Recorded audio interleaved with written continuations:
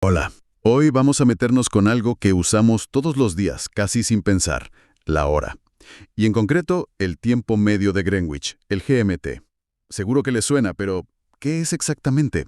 ¿Y por qué se sigue usando si tenemos cosas más modernas? Pues sí, es un término con mucha historia detrás.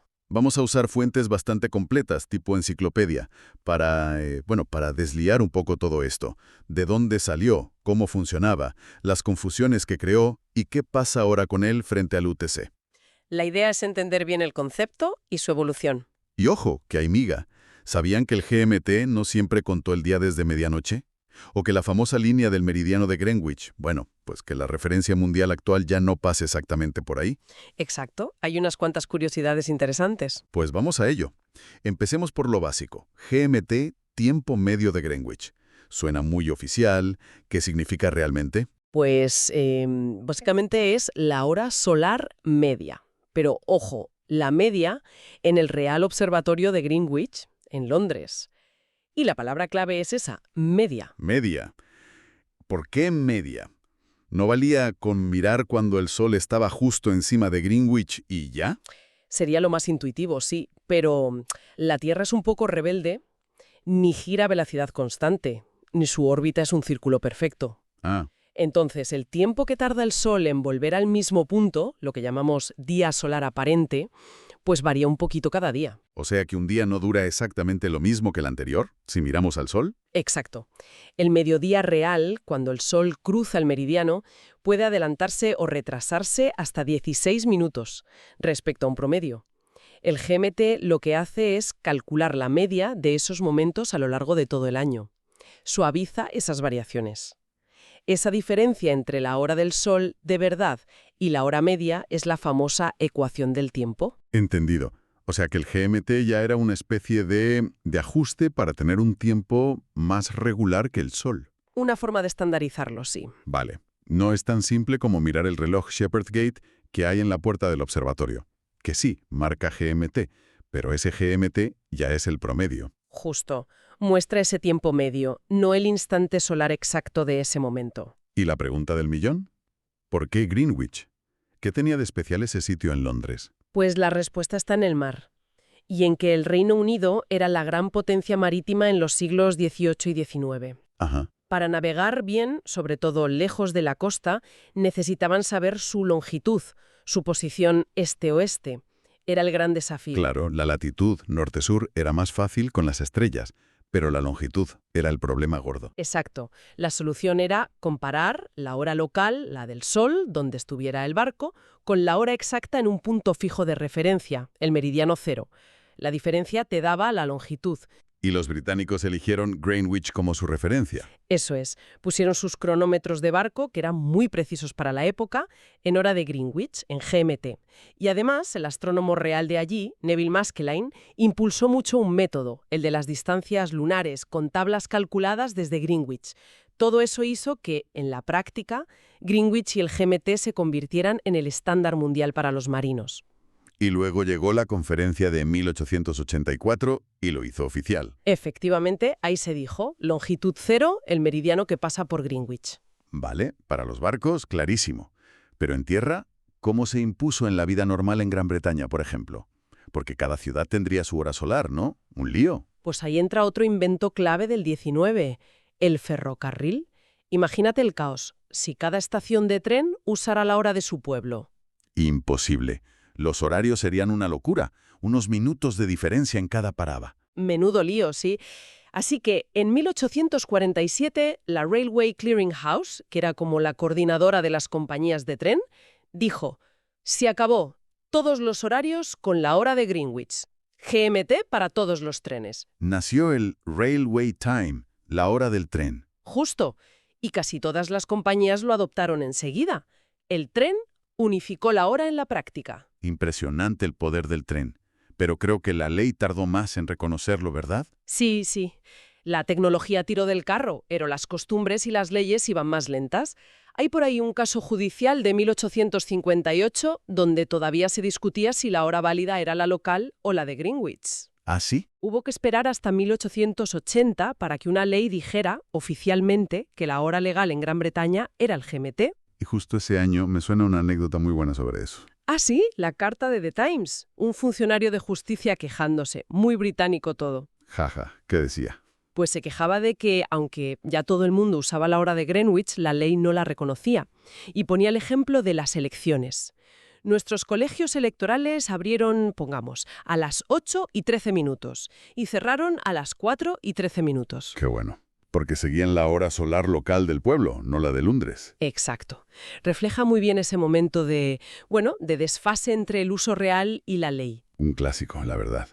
La ley intentando pillar el ritmo a la realidad. Ese mismo año, 1880, cambiaron la ley. Y una vez adoptado en Gran Bretaña, se extendió. Sí, a territorios cercanos, la isla de Man en el 83, Jersey en 1913, y un caso curioso es Irlanda. ¿Qué pasó en Irlanda?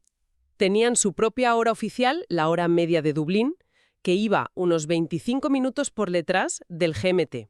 Pero en 1916 la cambiaron y adoptaron también el GMT. Vale, y ahora llegamos a uno de esos puntos que comentaste al principio que choca un poco.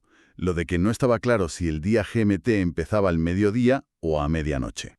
Pues sí, parece mentira, ¿verdad? Algo tan básico, pero durante mucho tiempo convivieron dos sistemas GMT. Dos sistemas. ¿Cómo es eso? A ver, para los astrónomos, desde Ptolomeo, fíjate, el día empezaba al mediodía. Las 12:00 del mediodía era su hora cero. ¿Y por qué? ¿Qué ventaja tenía eso? Era práctico para ellos. Piensa que observan de noche. Si el día empezaba al mediodía, todas las observaciones de una noche entera caían dentro de la misma fecha. Ah, claro. Si el día cambiara a medianoche en mitad de la observación, tendrían que partir los datos de esa noche en dos fechas. Un rollo para los registros. Entiendo. Para organizar sus datos será más fácil así. Pero claro, para el resto de los mortales, para la vida civil, la costumbre que venía de los romanos era empezar el día a medianoche. La medianoche era la hora cero. Vaya lío. Dos GMT diferentes funcionando a la vez. Uno para científicos y otro para la calle. ¿Eso tuvo que dar problemas? Y los dio. Imagínate para coordinar cosas o interpretar datos antiguos. Así que al final dijeron, hay que poner orden. ¿Y qué se decidió? Que a partir del 1 de enero de 1925, todo el mundo usaría la misma convención. El día empieza a medianoche, hora cero. También para los astrónomos. ¿Y cómo hicieron el cambio? ¿Atrasaron los relojes 12 horas o...? Fue más un cambio de nombre, conceptual. El momento que un astrónomo antes llamaba mediodía del 31 de diciembre o 31,5 de diciembre GMT, pasó a ser la medianoche del 1 de enero, es decir, 1,0 de enero GMT. Hubo como un salto de 12 horas sin cómo se llamaba el tiempo astronómico. Exacto, una discontinuidad en la nomenclatura. Y para que no hubiera confusión con los datos viejos, se inventaron un término nuevo, tiempo medio astronómico de Greenwich o GMT. Ah, Para referirse solo a la forma antigua de contar, la que empezaba al mediodía. qué curioso. Importante saberlo si uno mira documentos antiguos. Y supongo que los estándares que vinieron después ya no tienen este problema. No, ninguno. Esto es clave. Tanto el tiempo universal UT como el tiempo universal coordinado UTC, los sucesores modernos siempre empiezan el día a medianoche. Esa ambigüedad histórica del GMT desapareció con ellos. Bien, y hablando de sucesores, si el CNT tenía estas peculiaridades y además se basaba en la rotación de la Tierra, que ya has dicho que no es súper regular, ¿qué hizo que lo reemplazaran como estándar mundial? Me imagino que la precisión, ¿no? Totalmente. El punto clave es que la rotación de la Tierra, aunque bastante estable, tiene pequeñas irregularidades y, sobre todo, tiende a frenarse muy poquito a poco. Se frena. Sí, muy lentamente, pero se nota a largo plazo. La diferencia acumulada entre el tiempo de rotación y un tiempo ideal se llama delta T. Y a mediados del siglo XX llegó una revolución. Los relojes atómicos. Que son la leche de precisos, ¿no? Muchísimo más que la Tierra dando vueltas. Millones de veces más estables. Dan una base de tiempo súper constante. Así que el 1 de enero de 1972 se adoptó oficialmente el Tiempo Universal Coordinado, el UTC, como el estándar internacional. ¿Y este UTC ya no mira a Greenwich? No. Se basa en el promedio de cientos de relojes atómicos que hay por todo el mundo, coordinados por la Oficina Internacional de Pesos y Medidas, la BIPM. Es un tiempo atómico, no astronómico. Vale, UTC es el estándar moderno, atómico y global. Pero antes mencionaste también el tiempo universal, UT. ¿Eso qué es? Porque suena muy parecido a GMT y a UTC. Sí, es fácil liarse. El término tiempo universal, UT, apareció en 1928 y era en esencia el GMT de siempre, basado en la rotación de la Tierra vista desde Greenwich, pero ya usando la regla de empezar el día a medianoche. Ajá, Lo que pasa es que, al medir cada vez mejor la rotación, vieron que tenía esas pequeñas fluctuaciones que decíamos. claro. Así que al UT original, en bruto, se le llamó UT0 y se crearon versiones más finas. UT1, que corrige el bamboleo del eje de la Tierra, el movimiento polar, y UT2, que corregía también variaciones estacionales. Vaya. Hoy día, el UT1 es la medida más precisa que tenemos del tiempo basado en cómo gira la Tierra realmente. Vale. Recapitulando. UTC es el atómico superestable. UT1 es el que sigue la rotación real de la Tierra, corregida. Y GMT es el histórico. ¿Y cómo se relacionan hoy UT1 y UTC? ¿Son iguales? Ahí está la clave. Para la navegación o la astronomía, donde necesita saber cómo está orientada la Tierra, se usa UT1. Y muchas veces, por costumbre, a ese UT1 se le sigue llamando GMT. Ya. Pero, y esto es importante, UT1, rotación, y UTC, atómico, no van exactamente a la misma velocidad. Como la Tierra se frena un pelín, UT1 se va quedando atrás respecto a UTC. ¿Y qué se hace? Para que no se separen mucho, el límite es 0,9 segundos, de vez en cuando se añade un segundo extra al UTC. Es el famoso segundo intercalar o leap second. Ah, por eso a veces un minuto tiene 61 segundos. Exacto. Se hace para mantener el UTC cerca de la hora solar media. Así que si necesitas precisión máxima, en ciencia, en informática, usas UTC. Si necesitas el tiempo ligado a la rotación, para navegar, por ejemplo, usas UT1. ¿Y usar GMT hoy en día en algo técnico? Es ambiguo. No es recomendable si buscas precisión. Es mejor usar UT1 o UTC según lo que necesites. Madre mía, qué lío de siglas. A ver si me aclaro. UTC, el atómico, el jefe. UT1, el que sigue la Tierra, pegado a UTC con los segundos esos extra. Y GMT, el abuelo histórico, a veces usado para UT1, pero ya superado. Exacto. Lo has pillado. Es una evolución hacia medir el tiempo cada vez mejor. Y esa búsqueda de precisión ha llevado a otra, cosa que dijiste al principio y me dejó alucinado. Que el meridiano de Greenwich se ha movido. ¿Cómo? ¿Se llevaron el observatorio a otro sitio? No, ¿qué va? El edificio y el telescopio original, el Erie Transit Circle, que es el que definía el meridiano, siguen ahí quietecitos. Entonces, Lo que ha cambiado es cómo definimos hoy el meridiano cero para los sistemas globales, como el GPS. El meridiano original de 1884 se definió por el centro de ese telescopio. Era un punto físico. Pero el meridiano que usamos ahora como referencia mundial se llama Years Reference Meridian, o IRM, se calcula de otra forma. ¿cómo? Es un promedio estadístico basado en datos de muchas estaciones de observación repartidas por todo el planeta. Y resulta que esa línea matemática, ese meridiano cero moderno, Sí. pasa unos 2 metros y medio al este de la línea marcada por el telescopio de Erie en Greenwich. ¡Ostras! Más de 100 metros.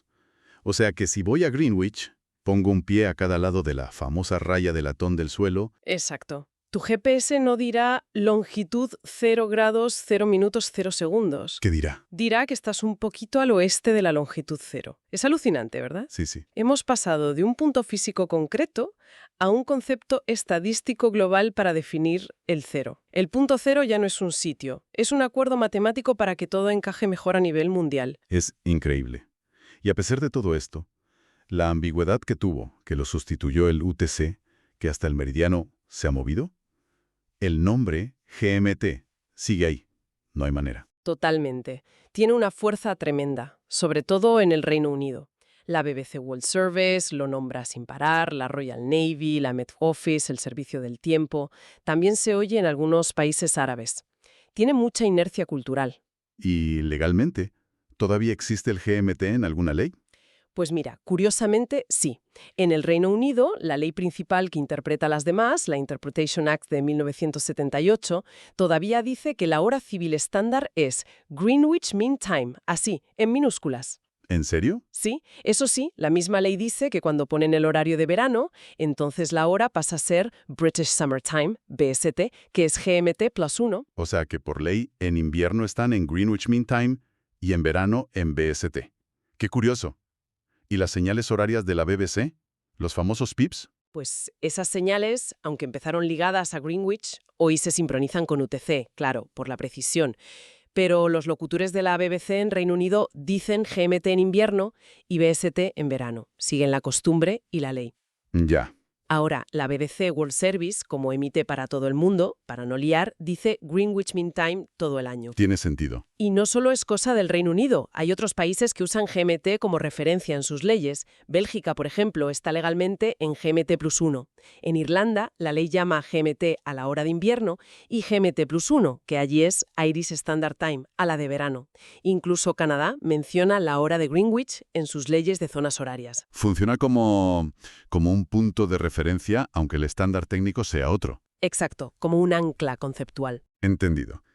Entonces, para aclararnos del todo, ¿quién usa hoy la zona horaria que coincide con GMT, o sea, UTC+0? ¿Y cómo lo hacen? Pues podemos hacer 3 grupos, más o menos. A ver. Primero, los que usan UTC+0, lo que sería GMT, en invierno y le suman una hora UTC+1 en verano. Aquí están Reino Unido, Irlanda, Portugal continental, las Canarias en España y las Islas Feroe, Dinamarca. Siguen el cambio de hora europeo. Vale. El grupo cambio de hora normal. Luego, un grupo marrero que lo hace al revés. Usan UTC+0 en verano y le restan una hora UTC-1. Son las Azores, Portugal y la costa este de Groenlandia. Qué curioso. ¿Y el tercer grupo? El tercer grupo son los que están en UTC+0, GMT, todo el año, sin cambiar la hora. Aquí está Islandia, que quitó el cambio de hora hace ya tiempo. Sí. Y un montón de países de África occidental, cerca del Ecuador, donde el cambio de hora no tiene mucho sentido, porque el día dura parecido todo el año. ¿Cómo cuáles? Pues Ghana, Senegal, Liberia, Mali, Costa de Marfil, Burkina Faso, Guinea, Guinea-Bissau, Mauritania, Sierra Leona, Togo, también islas como Santa Helena, Ascensión y Tristán da Cunha, y la República Árabe Saharaui Democrática, aunque bueno, es un territorio en disputa. Qué variado. Desde luego, el GMT ha tenido una vida larga y compleja. Empezó por los barcos, lo unificaron los trenes, tuvo líos con si el día empezaba al mediodía o medianoche. Lo superó la precisión atómica del UTC, hasta su meridiano de referencia se movió conceptualmente. Y aún así sigue presente, en leyes, en la radio, como referencia horaria para un montón de sitios. Quizás la conclusión es esa, ¿no? Que GMT es mucho más que la hora de Londres. Es un concepto cargado de historia, que nos cuenta cómo hemos ido evolucionando en nuestra forma de medir y sincronizar el tiempo. Sí, totalmente. Y cómo esa búsqueda de precisión nos ha llevado de mirar el cielo en un sitio concreto a promediar las vibraciones de átomos por todo el planeta. Ha sido un viaje fascinante, la verdad. Y pensando en esa evolución, ¿qué será lo próximo? Buena pregunta. Si hemos pasado de la astronomía local, GMT, a la física atómica global, UTC, ¿cuál será el siguiente paso? ¿Cómo mediremos el tiempo si nos vamos a Marte, con días de otra duración? ¿O en viajes espaciales larguísimos? Necesitaremos estándares aún más abstractos, quizás ligados a la relatividad. Uf, da vértigo pensarlo. O mirando al pasado reciente. Ese cambio de un estándar basado en un lugar físico, Greenwich, a uno abstracto y promediado, UTC.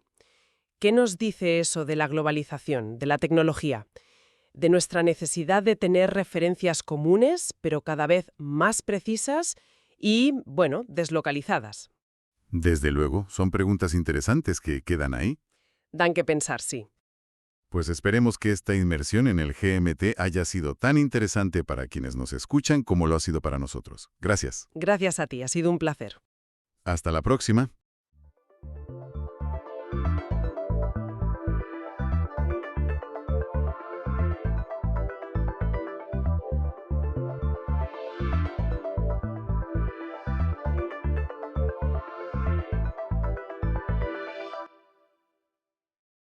Hola, bienvenidos a esta exploración.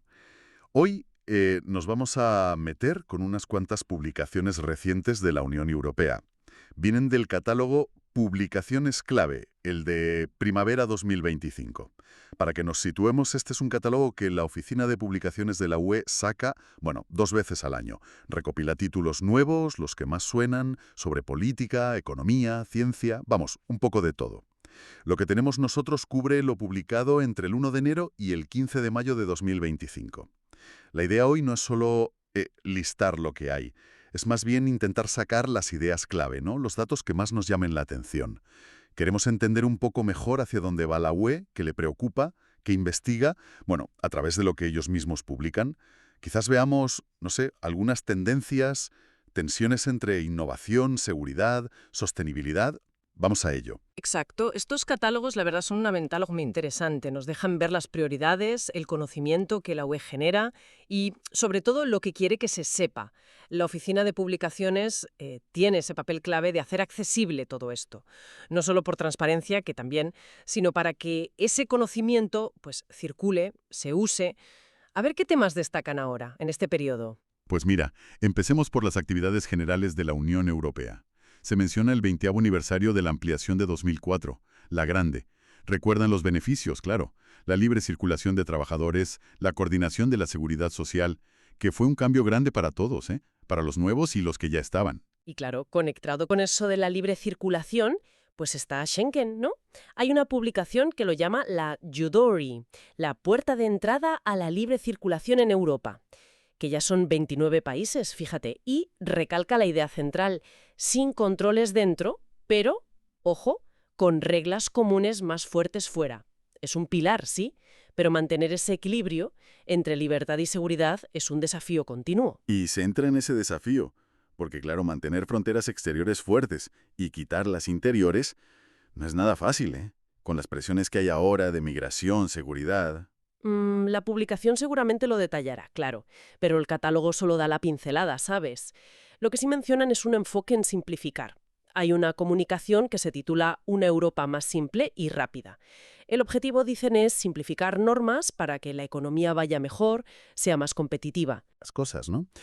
¿Se sabe qué tipo de normas quieren tocar? ¿Podría afectar a temas sociales, medioambientales? Es la pregunta clave, sí.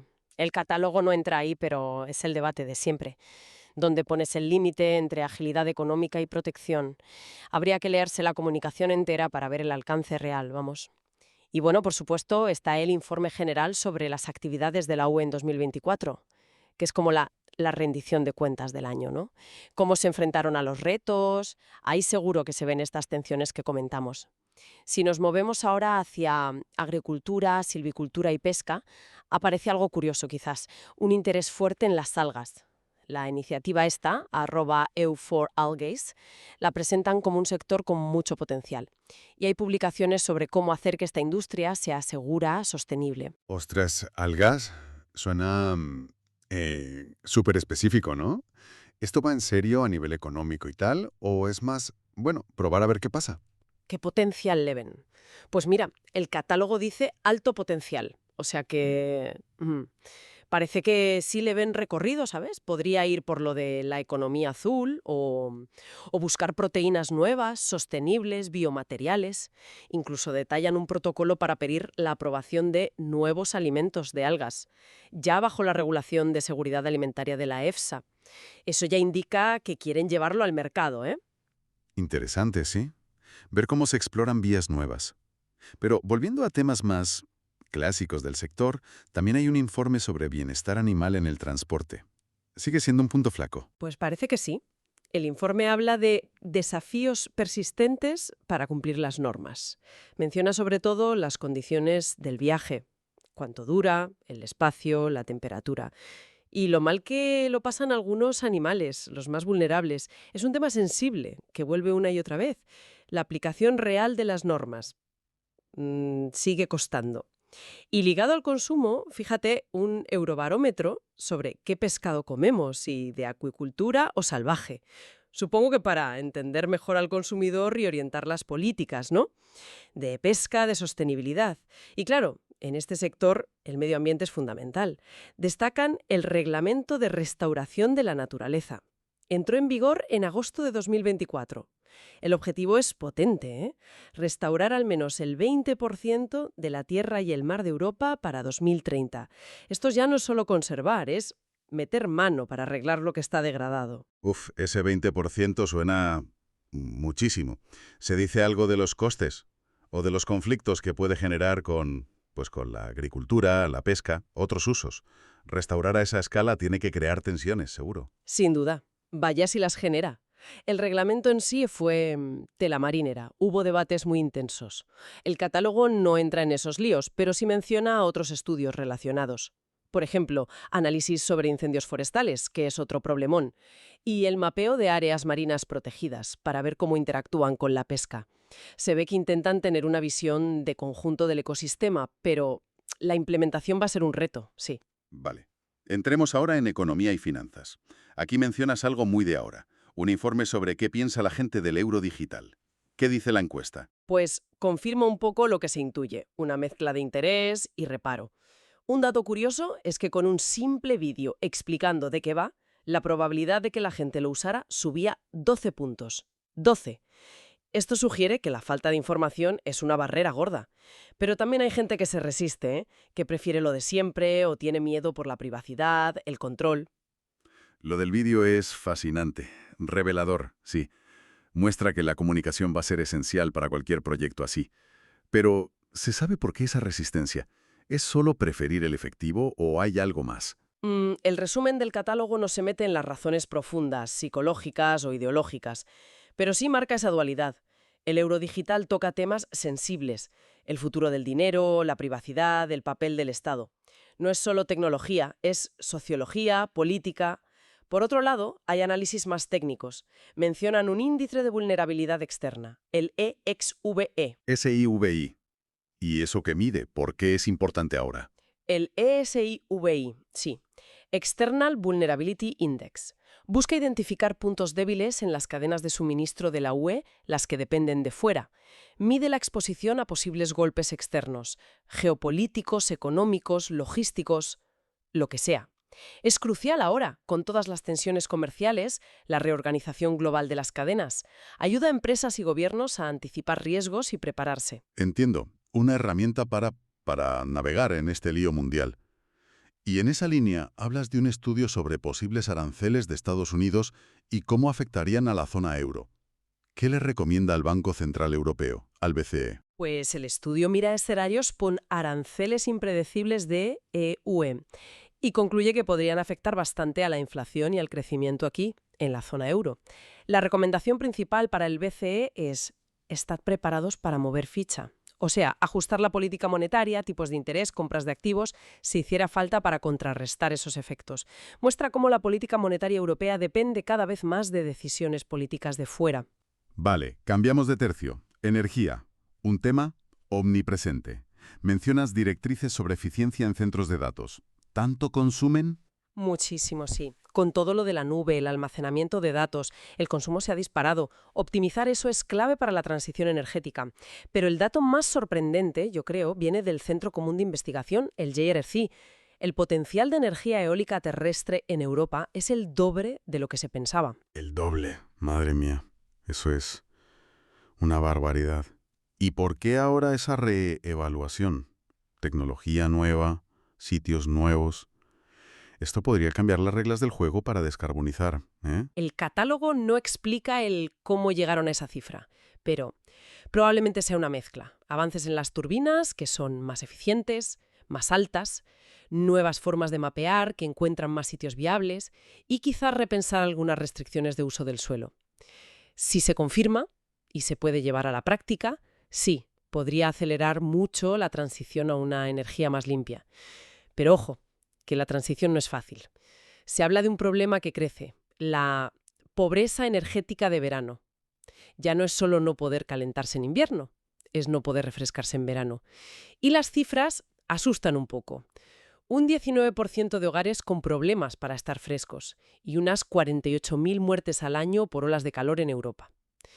Es un problema de salud pública, social, de infraestructuras, ligado directamente al cambio climático. Es un ángulo importante. Sí, y que a menudo se olvida. Y ligado a instalar renovables, mencionas el NIMBY, lo de no en mi patio trasero. Se proponen soluciones para darle la vuelta, para que sea PIMBY, por favor, en mi patio trasero. Sí, sí. Hay publicaciones que exploran cómo superar esa oposición local. Normalmente se centran en, bueno, involucrar a la gente desde el principio, ser transparentes, compensar económicamente o dar beneficios directos a las comunidades, tarifas de luz más bajas, invertir en infraestructuras locales y explicar mejor los beneficios para todos. Pasar del NIMBY al PIMBY es crucial si queremos desplegar renovables al ritmo que hace falta. También se analiza cómo hacer el sistema energético más flexible, almacenamiento, interconexiones, gestionar la demanda, para poder integrar bien tanta fuente intermitente como la solar o la eólica. Vale, avancemos. Tecnología. Aquí, claro, la inteligencia artificial, la IA, hay un eurobarómetro sobre IA y el futuro del trabajo. ¿Qué preocupa más a la gente? Mm, El resumen no da los resultados del Eurobarómetro, pero estas encuestas suelen preguntar por eso: si creará más empleos de los que destruye, si harán falta nuevas habilidades Mm, y las preocupaciones éticas, ¿no? Usaría para vigilar en el trabajo, sesgos al contratar, lo típico. También hay un análisis sobre cómo afecta la IA a la creatividad científica. ¿Y qué dice? ¿La IA ayuda a la ciencia o...? La conclusión general parece ser que sí, que la potencia, pero depende mucho del campo científico. Donde hay muchos datos o modelos complejos, pues se nota más. Pero ojo, un dato relevante que saca el estudio. China parece ir por delante en investigación científica con IA, por delante de Estados Unidos y de la UE. Y eso, bueno, tiene sus implicaciones geopolíticas y de competitividad, claro. La tecnología también trae retos de seguridad, sociales. Se menciona un informe sobre vulnerabilidades biométricas y destacan los ataques de presentación. ¿Eso qué es? Son intentos de engañar a un sistema biométrico, de reconocimiento facial, de huella, de iris, usando algo falso. Puede ser tan simple como enseñar una foto a la cámara, o usar una máscara 3D, una grabación de voz, o una huella de silicona. ¿Sabes? El informe seguro que analiza cuántos hay y si la policía está preparada para detectarlos. Algo vital ahora que se usa tanto la biometría para identificar en fronteras. Entendido. Y otro estudio propone un marco para medir la ciberviolencia contra mujeres y niñas. ¿Por qué un específico? Pues porque la violencia de género online tiene formas muy concretas, ¿no? Ciberacoso sexual, difundir imágenes íntimas sin permiso, doxing misógino, y es difícil de medir y comparar entre países porque faltan definiciones y métodos comunes. Un marco igual para todos permitiría tener datos fiables en la UE para entender cómo de grande es el problema y diseñar políticas que funcionen, de prevención, de protección.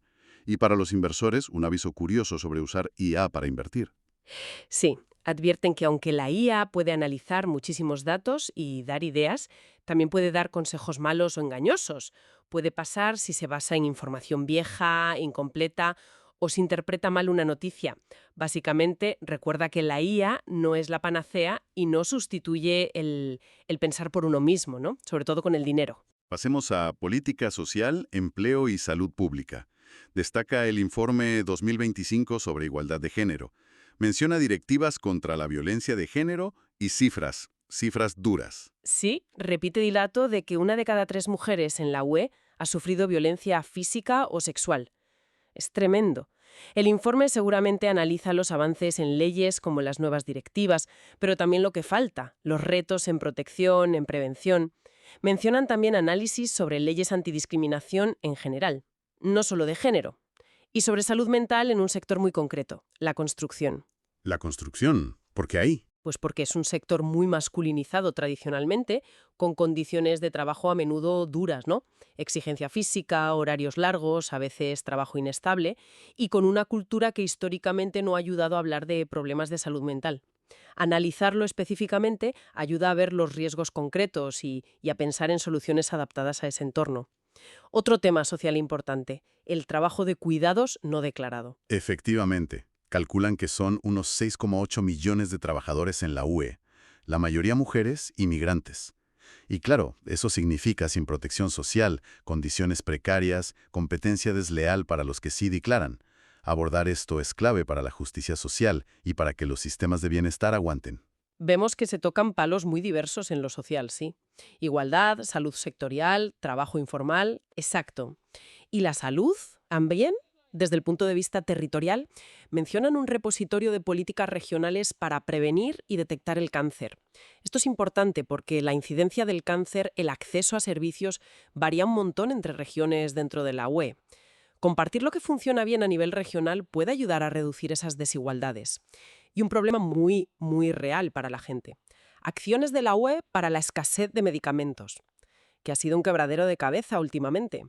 Seguramente detallan medidas para reforzar las cadenas de suministro, producir más en Europa, coordinarse mejor entre países. Y ya para terminar, llegamos a transporte. Nos dabas cifras clave. 5% del PIB, 10 millones de empleos, pero también el 25% de las emisiones de gases de efecto invernadero. Un sector vital, sí, pero con un impacto ambiental enorme. Ese es el gran dilema, claro. Y las publicaciones reflejan ese intento de cuadrar el círculo, movilidad y sostenibilidad. Hay trabajo sobre la transición a un transporte por carretera sin emisiones. Eso implicaría electrificación masiva, hidrógeno, pero también cambiar cómo nos movemos, ¿no? Más tren, menos camión, optimizar la logística, ¿Y el transporte marítimo? que también contamina lo suyo. Sí, por eso mencionan informes medioambientales específicos para el mar. Probablemente evalúan cómo funcionan las regulaciones actuales, límites de azufre, eficiencia de los barcos, y miran hacia el futuro, pues combustibles alternativos, crear zonas de control de emisiones más estrictas, ese tipo de cosas. También hay guías súper prácticas, como una sobre seguridad antiincendios para coches eléctricos en parkings cubiertos. Oye, pues eso suena muy específico, pero muy necesario, ¿eh? Con tanto coche eléctrico. Ahora, muestra cómo la regulación tiene que ir adaptándose a lo nuevo. Exacto. Y para cerrar transporte, se mencionan las nuevas reglas para viajar a Europa. Se refieren sobre todo a dos sistemas nuevos, el EES y ETIAS. ¿Puedes recordar rápido qué son y a quién afectan? A ver, el EES, el sistema de entradas y salidas, es un sistema automático para registrar cuándo entran y salen de Schengen los viajeros de fuera de la UE, que vienen para estancias cortas, hasta 90 días. Sustituye al sello en el pasaporte y registrará datos biométricos, huella y cara. Y ETIAS, Sistema Europeo de Información y Autorización de Viajes, es una autorización de viaje electrónica, parecida al STA de Estados Unidos. La necesitarán los ciudadanos de países que no necesitan visado para venir a Schengen. No es un visado, es una autorización previa, online. Los dos buscan reforzar la seguridad en la frontera y controlar mejor quién entra y sale. Afectarán a millones de viajeros de fuera de la UE. Bueno, pues hemos repasado un montón de temas que salen en estas publicaciones, ¿eh? Desde la IA y sus dilemas, el euro digital, hasta la restauración de la naturaleza a gran escala, los retos de energía, sociales, la regulación del transporte, las fronteras. ¿Qué sacamos en claro de todo esto? Más allá de que tocan muchos palos, ¿hay algún hilo conductor? Yo creo que lo que se ve todo el rato es un ejercicio de equilibrio. La UE intentando equilibrar la innovación, la tecnología, la economía, IA, digitalización, las algas, con la necesidad de seguridad, ciberseguridad, fronteras, suministros. Equilibrar la ambición por el clima, restauración, renovables, transporte limpio, con la realidad social y económica, pobreza energética, impacto en el empleo, la oposición local. Y todo esto en un mundo cada vez más complejo y competitivo. Estas publicaciones son, en cierto modo, el registro de ese intento constante de navegar entre tensiones. Una visión interesante, sí, la UE como un gran acto de equilibrismo documentado. Muestra lo complicado que es gobernar un espacio tan diverso y con tantos frentes abiertos a la vez. Totalmente.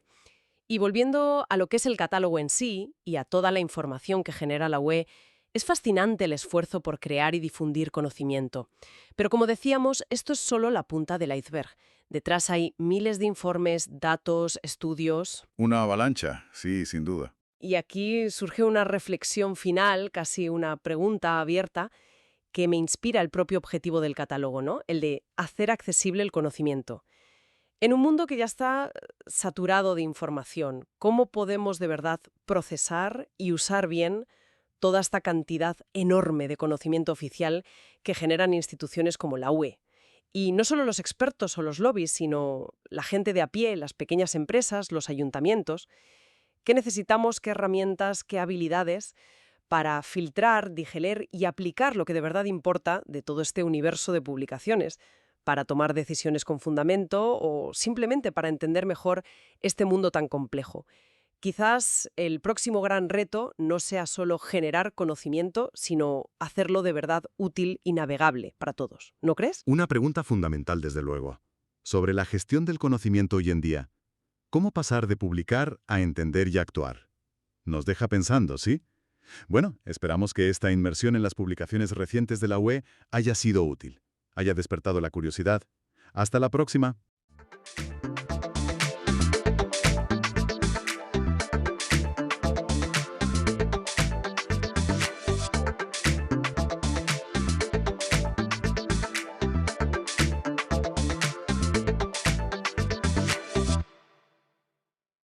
Bienvenida a esta exploración a fondo. Hoy nos metemos de lleno con el gigante, el rey indiscutible de nuestro sistema solar, Júpiter. El gigante gaseoso por excelencia. Exacto. Tenemos como base un artículo enciclopédico súper completo y la idea es sacar lo más clave y fascinante de este planeta descomunal. Una tarea interesante, desde luego. Hay mucho que contar. Pues empecemos por lo básico. ¿Quién es? Quinto planeta desde el Sol. Y el más grande, pero de lejos, ¿eh? De muy lejos. Su masa es tremenda. Casi 2,5 veces la de todos los demás juntos. Es que cuesta imaginarlo. Dicen que cabrían más de 1.300 tierras dentro. Una barbaridad. Es una escala diferente a todo lo demás que conocemos por aquí. Y claro, se ve un montón. Es el tercer objeto más brillante en el cielo de noche, quitando la Luna y Venus. Se conoce desde siempre, vamos. Desde la prehistoria, sí. Y el nombre le viene al pelo. Júpiter, el dios principal romano, Zeus para los griegos. Tiene sentido. Y precisamente esa escala, ese tamaño, va muy ligado a su historia, a su papel. Se piensa que es el planeta más viejo del sistema solar. ¿El más antiguo, más que la Tierra? Mucho más. Quizás se formó solo unos pocos millones de años después del propio Sol. Su composición, de hecho, lo delata. A ver. Es básicamente hidrógeno, un 76% más o menos, y helio, como un 24%, muy parecido a la nebulosa original de la que nació el Sol. Es casi una estrella fallida. Vaya, muy bien. Pues vamos a meternos en harina. Una de las cosas que más me llama la atención es cómo llegó a estar donde está. El artículo habla de la hipótesis de la Gran Travesía, el Gran TAC. Eso es, el Grand TAC Hypothesis. Suena movidito y según esta teoría lo fue. Cuenta. Pues sugiere que Júpiter no nació ahí, en su órbita actual. Nació bastante más lejos. ¿Más lejos del Sol? Sí, más allá de lo que llamamos la línea de nieve. Es la zona donde hace tanto frío que el agua se congela fácilmente. Ahí pudo acumular un núcleo sólido, de roca y hielo. ¿Y luego atrajo todo ese gas? Exacto. Con esa masa inicial, su gravedad empezó a capturar cantidades ingentes de hidrógeno y helio, pero no se quedó quieto. Oh, ¿se movió? Según esta hipótesis, sí. Migró hacia el interior. Se acercó bastante al Sol, ¿eh? Más o menos hasta donde está Marte hoy. ¡Ostras! ¿Y eso qué consecuencias tuvo? Pues imagínate el caos. Pudo barrer mucho material en la zona donde se estaban formando los planetas rocosos. Quizá por eso Marte es tan pequeño, ¿no? O quizá por eso no tenemos supertierras aquí, como se ven en otros sistemas. Podría ser, sí. Que Júpiter limpiara la zona, digamos. ¿Y qué lo paró? ¿Por qué no siguió hacia el Sol? Por la llegada de Saturno. Al formarse Saturno y empezar a migrar también, los dos gigantes entraron en una especie de sincronía orbital, una resonancia. Ajá. Y esa interacción gravitatoria entre los dos, primero los frenó y luego los hizo dar la vuelta. Migraron juntos hacia afuera hasta sus órbitas actuales, como un baile cósmico. ¡Qué pasada! ¿Y esta idea es la única que hay? No, no es la única. Hay debate. Hay modelos que dicen que Júpiter se formó incluso más lejos, a 18 UA, que es 18 veces la distancia Tierra-Sol, o hasta 40 UA, casi en el quinto pino. ¿Tan lejos? ¿Y por qué se piensa eso? Por la composición detallada que hemos medido. Ciertos gases nobles, que tiene atrapados Júpiter, necesitan temperaturas bajísimas para quedar así. Eso apunta a una formación muy lejana o una migración muy bestia. Entiendo. Incluso se habla de un Júpiter saltarín, que pudo haber un quinto planeta gigante al principio y Júpiter, en sus movimientos, lo expulsó del sistema solar. Madre mía, qué historias. Fascinante. Bueno, dejemos el viaje y vayamos al interior. Siempre nos imaginamos el núcleo de un planeta como una bola, ¿no? Densa, definida. Pero Juno, la sonda Juno, nos ha cambiado el panorama. Totalmente. Es quizá el bombazo de Juno. Antes de Juno los modelos decían núcleo compacto, de elementos pesados, rocas, hielos, unas 10-15 masas terrestres. Lo normal, ¿no? Pues Juno, al pasar súper cerca de los polos y medir la gravedad con una precisión brutal, ha dibujado otra cosa. Un núcleo difuso o diluido. ¿Difuso? ¿Cómo que difuso? ¿Que no tiene núcleo? Sí tiene núcleo, en cuanto a masa. Se calcula que tiene entre 7 y 25 masas terrestres de material pesado, más que hidrógeno y helio. Pero no está separado claramente. Ah, vale. Esos elementos pesados están como mezclados con la capa de encima, la de hidrógeno metálico. Se extienden un montón, quizá hasta la mitad del radio del planeta. No es una bola en el centro, es más bien una región central enriquecida. Qué curioso. ¿Y se sabe por qué? Pues hay dos ideas principales. Una, que se formó así, acumulando sólidos y gas de forma muy mezclada desde el principio. ¿Y la otra? La otra es más espectacular. Podría ser la cicatriz de un impacto brutal en su juventud. Un choque. Sí, un choque con otro protoplaneta grande, de unas 10 masas terrestres. Ese impacto podría haber reventado un núcleo inicial compacto y haber esparcido los trozos por el interior. Tela. Y más allá de ese núcleo raruno está el hidrógeno metálico. Eso siempre me ha sonado a cosa de peli. Pues es real. Bajo las presiones salvajes del interior de Júpiter, el hidrógeno cambia. Deja de ser el gas H2 que conocemos. ¿Y qué pasa? Los electrones se liberan de los átomos y, bueno, el hidrógeno empieza a conducir electricidad como un metal líquido. Vaya. Y esto no es una anécdota, es clave. Las corrientes eléctricas que fluyen en esa capa inmensa de hidrógeno metálico son la dínamo, la que genera el campo magnético de Júpiter. Ah, el famoso campo magnético gigante. Exacto. El más potente de todo el sistema solar. Y viene de ahí. Entendido. ¿Y si vamos más hacia afuera? Pues la presión baja. El hidrógeno pasa por un estado intermedio raro, supercrítico, que no es ni líquido ni gas del todo. Y finalmente yace el gas que vemos, la atmósfera. La parte visible. Eso es. Y ojo, el planeta entero sigue encogiendo muy poquito a poco. Y a contraerse libera calor. Irradia más calor del que le llega del Sol. Es el mecanismo Kelvin-Helmholtz. Hablemos de esa atmósfera, de lo que vemos. Las bandas, las tormentas y, claro, la gran mancha roja, el ícono. Inconfundible, sí. La gran mancha roja. Una tormenta anticiclónica brutal. Más grande que la Tierra entera. En el hemisferio sur. ¿Desde cuándo se conoce? Se observa sin parar desde 1831. Pero hay dibujos de Cassini, del siglo XVII, de 1665, que podrían mostrarla ya. Gira al revés que las agujas del reloj. Y sus nubes más altas están como 8 kilómetros por encima de las de alrededor. Pero, y aquí viene lo bueno, está encogiendo. Esa es la gran sorpresa de las últimas décadas. Sí, en el siglo XIX parecía mucho más grande, igual 40.000 kilómetros de largo. Enorme. Y ahora, pues se ha reducido un montón. En 2015 medía unos 16.500 kilómetros. Y parecía que encogía a un ritmo de casi 1.000 kilómetros por año. ¿Y se sabe por qué? Pues es un misterio. Juno ha volado por encima y ha medido su profundidad. Penetra bastante, ¿eh? Entre 300 y 500 kilómetros hacia abajo. Parece estable en vertical, pero no entendemos por qué se está haciendo más pequeña horizontalmente. Curioso. ¿Y hay más tormentas famosas? Júpiter es un festival. Está la Oval BA, que la llaman Mancha Roja Junior. Se formó al fusionarse 3 tormentas blancas más pequeñas, y también se puso roja. Anda. Y Juno ha visto cosas alucinantes en los polos. Agrupaciones de ciclones gigantescos, y forman patrones geométricos súper estables. Un pentágono en el sur, un octógono en el norte. Increíble. ¿Patrones geométricos? Sí, sí. Y también está la Gran Mancha Fría, en la termósfera, cerca del Polo Norte. Parece que tiene que ver con las auroras y la magnetosfera. Has mencionado la magnetosfera varias veces. Sabíamos que el campo magnético era fuerte, pero Juno lo ha confirmado, ¿no? Y detallado. Es una bestialidad.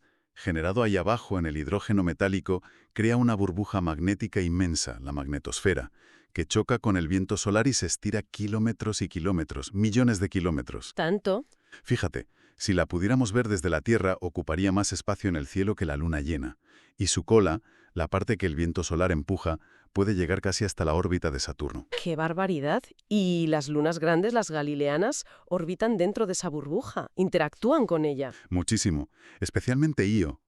Io es un infierno volcánico, el sitio con más volcanes activos del sistema solar. Sí, eso es conocido.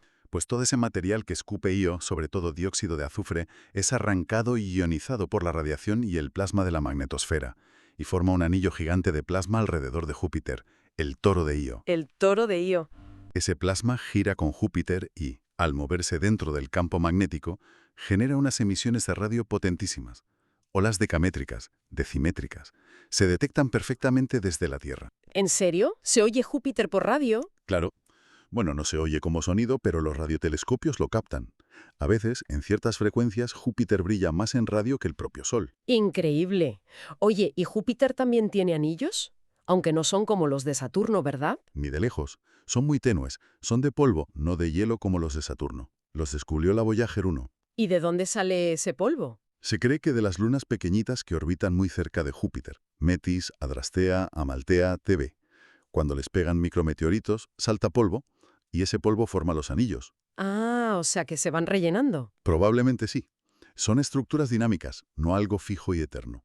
Cambiemos un poco de tercio. Hablemos de cómo se mueve. Gira sobre sí mismo rapidísimo. El que más rápido gira de todo el sistema solar. Un día dura menos de 10 horas. ¿Menos de 10 horas? Sí, y esa velocidad hace que esté achatado. Se ve a simple vista con un telescopio. El diámetro por el ecuador es bastante mayor que de polo a polo. Está como aplastado. Claro, por la fuerza centrífuga. Exacto. Y como es gas, no gira todo a la vez. El ecuador va más rápido que los polos. Se llama rotación diferencial. Tarda unos 5 minutos menos en dar una vuelta en el ecuador que en los polos. ¿Y su órbita alrededor del Sol? Tarda casi 12 años nuestros en dar una vuelta completa. La órbita es bastante redondita, casi circular. Y muy importante, el eje sobre el que rota está muy poco inclinado, solo unos 3 grados. ¿Y eso qué significa? Pues que Júpiter apenas tiene estaciones, el clima, digamos, no cambia mucho a lo largo de su año, que ya de por sí es larguísimo. Entiendo. Oye, ¿y siendo tan brillante, desde cuándo lo conocemos bien? Pues desde que miramos al cielo, los babilonios ya en el siglo VII a.C. lo seguían. Lo asociaban a su dios Marduk y usaban su ciclo de 12 años para su zodiaco. Anda, claro, los 12 años. Y los chinos también. Lo llamaban la estrella del año, y su ciclo de 12 animales también se basa en Júpiter. Incluso hay una nota curiosa, Sí. de un astrónomo chino, Gan De, en el siglo IV a.C., que pudo haber visto una luna de Júpiter a simple vista, siglos antes que Galileo. ¡Ostras! ¿En serio? Eso sería increíble. Pero el que sí lo cambió todo fue Galileo, ¿no? En 1610. Sin duda, Galileo, con su telescopio, descubrió las 4 lunas grandes: Io, Europa, Ganímedes y Calisto. Las lunas galileanas. Exacto. Ver objetos orbitando otro planeta fue un mazazo para la idea de que todo giraba alrededor de la Tierra. Un apoyo clave para Copérnico y el heliocentrismo. Un antes y un después. Totalmente. Y poco después, Cassini vio las bandas de nubes, la forma achatada, la rotación diferencial. Hubo más descubrimientos importantes antes de las naves espaciales. Bueno, detectar amoníaco y metano en su atmósfera en los años 30 fue un paso. Y sobre todo detectar sus emisiones de radio en 1955. Eso abría una ventana nueva para estudiar su magnetosfera que no se ve. Y entonces llegaron las ondas. 9, has dicho. ¿Qué nos han contado? Han sido la clave para entender lo que sabemos hoy. Podemos agruparlas. Primero las pioneras, las Pioneer 10 y 11, en los 70, las primeras fotos de cerca, y midieron la radiación que es brutal allí. Y luego las Voyagers. Las Voyager, en 1979, una revolución. Descubrieron los anillos, vieron los volcanes de Io en plena erupción, nos dieron imágenes espectaculares de las tormentas. Y después de ellas, la primera que se quedó allí, Galileo. Eso es. Galileo orbitó Júpiter desde 1995 hasta 2003. Tuvo problemas con la antena, pero aún así hizo un trabajo increíble. Estudió las lunas con mucho detalle. Y lanzó una sonda a la atmósfera, ¿no? Sí, eso fue único. Una pequeña sonda que bajó unos 150 kilómetros midiendo vientos, composición, hasta que la presión y el calor la destruyeron. Y además, Galileo vio en directo el choque del cometa Shoemaker-Levy 9 contra Júpiter en 1994. Un espectáculo. ¡Guau! ¿Y ahora? Ahora está Juno. Desde 2016, Juno está volviendo a escribir los libros, con sus órbitas pasando por encima de los polos, muy cerca. ¿Qué ha descubierto Juno? Pues lo del núcleo difuso, los ciclones polares geométricos, la profundidad real de la Gran Mancha Roja, mapas súper detallados del campo magnético. Hasta ha encontrado unos relámpagos raros cerca de las nubes de amoníaco. ¿Relámpagos? Sí, unos relámpagos superficiales. Y su misión sigue. La han extendido hasta 2025 y ahora está haciendo también pasadas cerca de las lunas grandes. Hablemos un poco más de las lunas. Tiene muchísimas. Al menos 97 confirmadas, pero las 4 galileanas son las estrellas, claro. Son mundos complejos por sí mismos. Ganímedes es más grande que Mercurio, por ejemplo. Y decías que interactúan entre ellas. Sí, hay otra interacción clave. Io, Europa y Ganímedes están en resonancia orbital. Por cada vuelta que da Ganímedes, Europa da exactamente 2, e Io da exactamente 4. Están sincronizadas. Un 4-2-1. ¿Y eso qué provoca? No es solo una curiosidad matemática. Esta resonancia hace que se tiren gravitatoriamente unas de otras de forma periódica y predecible. Genera fuerzas de marea constantes, que las estrujan por dentro. Fuerzas de marea, como las de la Luna y la Tierra. Parecido pero mucho más bestia. Y ese estrujamiento calienta sus interiores por fricción. Ah, y de ahí sale la energía para... Exacta.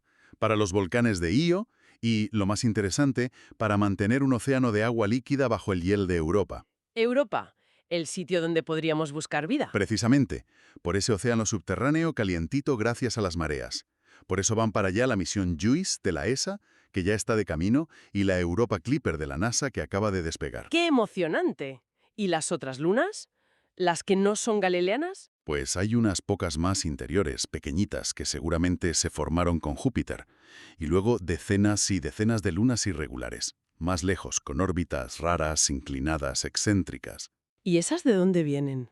Se cree que la mayoría son asteroides que pasaban por allí y Júpiter los capturó con su gravedad. O trozos de colisiones antiguas. Se agrupan en familias con órbitas parecidas. Vale. Ya para ir terminando, volvamos a Júpiter en el sistema solar. Su papel. Es nuestro guardaespaldas, la aspiradora cósmica. Esa es la idea clásica, sí. Con esa gravedad tan enorme, atrae o desvía un montón de cometas y asteroides que podrían venir hacia nosotros. El cometa Shoemaker-Levy 9, que se estrelló contra él, fue la prueba más clara. ¿Nos quitó un marrón de encima? Pues sí. Recibe muchísimos más impactos que la Tierra, eso seguro. Pero... ¿hay dudas sobre ese papel protector? Sí, hay debate. Algunas simulaciones sugieren que su gravedad también podría ser lo contrario. ¿Cómo? Podría perturbar objetos que están tranquilos en las zonas exteriores, como el cinturón de Kuiper o la nube de Oort, y lanzarlos hacia el sistema solar interior, aumentando el peligro para nosotros. Vaya. O sea que podría ser un poco de todo. Un arma de doble filo. Exacto. Su papel es complejo. Probablemente protege y perturba a la vez. Lo que está claro es que su gravedad ha esculpido la arquitectura del sistema solar. ¿Cómo? Pues creando huecos en el cinturón de asteroides, los huecos de Kirkwood, donde apenas hay asteroides porque Júpiter los desestabiliza, y también pastoreando a miles de asteroides, los troyanos, que lo acompañan en su órbita en unos puntos de equilibrio gravitatorio.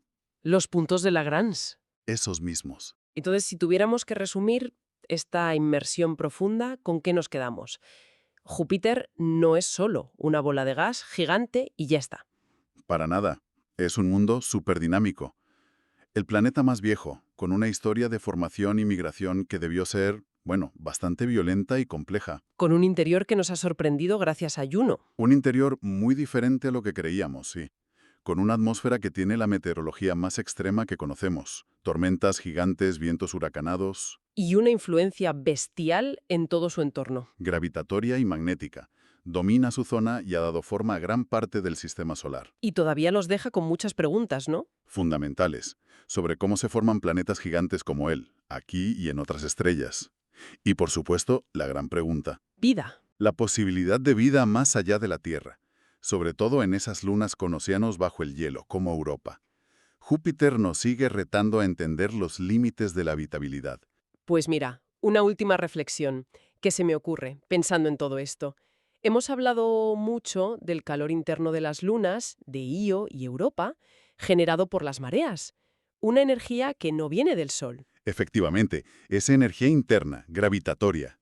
Si esa energía interna es tan potente, ¿hasta qué punto esas lunas podrían haber seguido caminos evolutivos, geológicos, químicos, totalmente independientes de la luz solar? Es una idea muy interesante.